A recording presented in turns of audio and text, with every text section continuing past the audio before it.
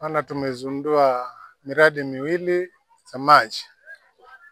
Bowl moja ni ya Mwazambo na nyingine tumezindua pale Sechu. Na haya yote ni kwa minajili ya kusaidia wananchi wetu kuweza kuwatosheleza na maji. Maana constituency yetu hii ya eneo la Mwatate tuko na shida kubwa sana ya maji.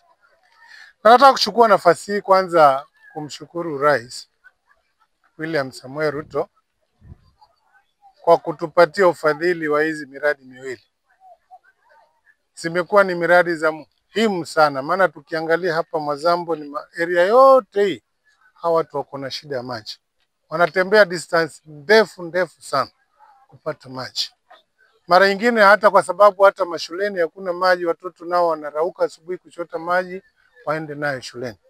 Lakini kwa sababu ya huu mradi huu na ule ambao tumefanya umejengwa kutengenezwa pale Mwarondo Sechu, basi wanafunzi wetu, watoto wetu basi watakuwa na kipindi kizuri cha kuzingatia mambo ya masomo, na wazazi wao pia watakuwa na kipindi cha kufanya mengine.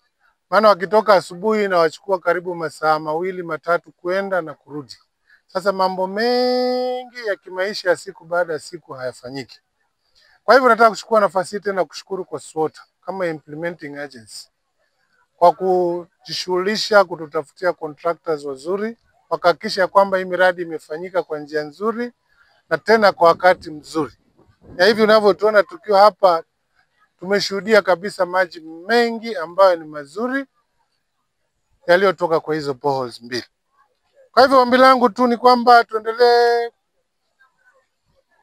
kusaidia ama kulinda hizi miradi kama vile tumeendelea kusema na wananchi na committees zinazohusika, basi wapokee hizi miradi ziwe wazi own, acha niseme hivyo, kusudi zisaidie wananchi kwa muda mrefu.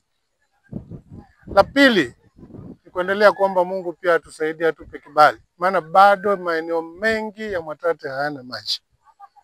Kwa hivyo tunaendelea kuomba, kubisha milango kwa serikali na kwa agencies zingine ili tukaweze kusaidika na boreholes zingine ili wananchi wetu wakaweze kupata maji. Maana tunavyoelewa maji ni uhai.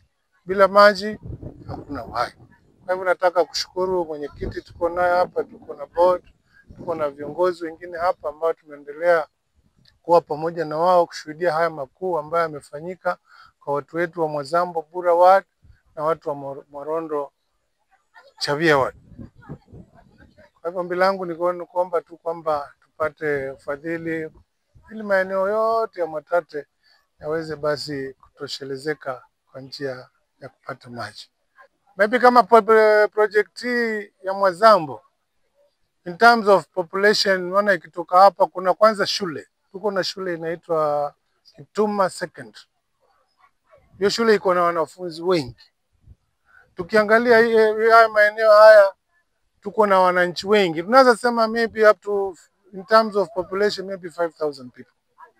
Ukiangalia sasa pale Mwarondo nako, Mwarondo ile Mwarondo vile tulikuwa tunaongea tutaipandisha juu tukijaliwa na tuiteremshe chini mpaka huko maeneo ya nyanda za chini. Hiyo itaserve over 10,000. Kwa hivyo hii ni miradi ambayo itasaidia sana wananchi wetu.